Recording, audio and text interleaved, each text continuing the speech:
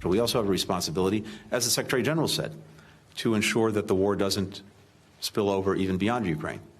And again, because I think he put it so well, as he noted, the only way to actually implement something like a no-fly zone is to send NATO planes into Ukrainian airspace and to shoot down Russian planes, and that could lead to a full-fledged war in Europe. President Biden has been clear that we are not going to get into a war with Russia.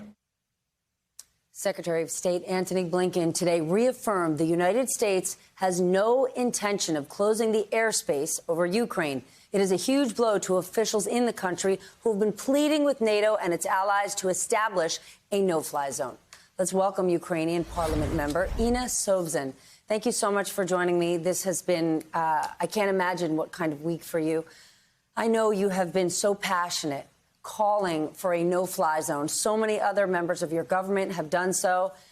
And at least in the short term, it does not seem like it's happening. Is there anything else that can be done that would have a meaningful impact? Well, not really. And hearing the news from Secretary Blinken is actually just does feel like a betrayal on the side of the West of Ukrainians. Because can I remind everyone that in 1994, Ukraine gave up our nuclear weapon arsenal in exchange for assurances of security of Ukraine. So the United States, the United Kingdom, the West overall did say that we shall be protecting Ukraine in case someone is attacking you, in case you are in danger. And now we're just hearing excuses why the US, the NATO would not intervene. And frankly speaking, the excuses, I'm just not taking them. We do have children being killed in those airstrikes in all over the city. We do hear air raid alerts every 3 hours here in Kiev, and I'm not even talking about my native city of Kharkiv, which has been just turned into Aleppo in a matter of days. So sorry, it does feel like a betrayal. It does feel like we are left alone to fight this fight, even though we were not the one who started this war, and we were not the one who provoked. And we realize that even if Putin does what he wants to, even if he destroys Ukraine totally, he will move further. So the NATO will have to intervene once Putin moves into Poland, into Hungary, into Finland. So we're just asking to do that now so that the full-scale war can be avoided. So you feel abandoned by NATO and the West. Without that protection, what do you think the fate of Ukraine will be? It is very sad, frankly speaking. I was talking to my son, whom I haven't seen from the first day of war, the other day, and he asked me, "Mom, when shall I see you again?" And I don't know how to answer that question. And I know millions of other Ukrainians who are doing the same. They're leaving their children, they're sending their children abroad and staying here in order to fight. But we are fighting on the ground as hard as we can. And I have my boyfriend with the army. I have my dad joining the territorial defense. Trust me, we are not trying to avoid the fight. We are fighting on the ground as hard as we can. But we really can't fight when there are bombs falling on our heads. So I believe that there will be just a devastation for a country of 40 million, a devastation of my land. I don't know if I will be able to get back home ever. And that doesn't look good. We shall not be able to win this war without support from air. And if the NATO states, if the US does not want to intervene directly with your pilots, just give us the fighter jets. We do have our pilots here. We can use them. That will be our battle. But we just need the technology, at least, to be able to cover our skies. Did I just hear you say your dad is there fighting? How old is he? My dad is not with the army, but with what we call the territorial defense. So the territorial defense are those volunteer units of people who are standing on the checkpoints, on the entrances to the cities, the villages. And I was, frankly speaking, I was thinking my dad would go back, would go to Western Ukraine, where he took my mom, and that he would stay there. But the second day of war, he decided to come back. And I was talking to him and said, "Dad, you're 61 years old.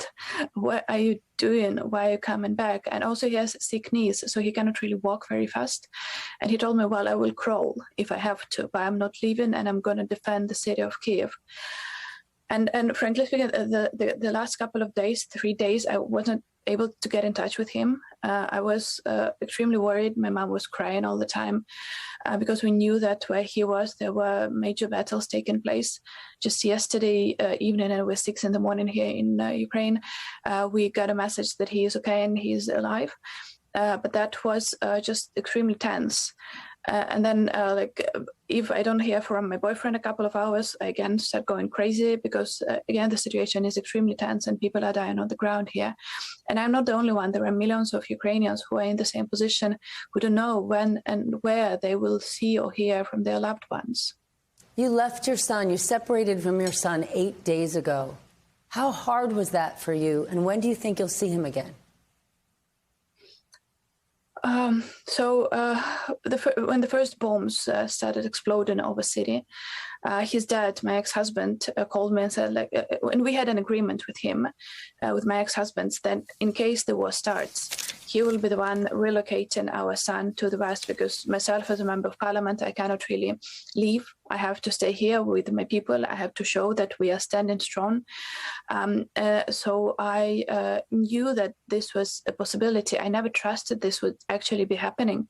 When we were making these plans like a month ago, we were thinking yeah, that's never going to happen. It's just, just in case.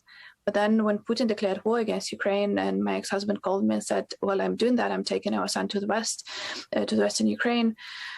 I was trying not to think about that. I was trying to make sure that he's safe. But I don't know what is safe in Ukraine right now. I'm now actually considering where I should take my son somewhere further, to some Western European country. But I will have to come back. So I will have to leave my son with someone somewhere, because I have to come back. His dad cannot leave because the men are not allowed to leave the country. So it's heartbreaking, frankly speaking. I cry every time I talk to him because he's asking, when shall I see you again? And I don't know how to answer that. My goodness, you are an extraordinary woman. Ines Hobson, thank you for joining us tonight. I wish you good luck, stay safe, and we are thinking about your son tonight.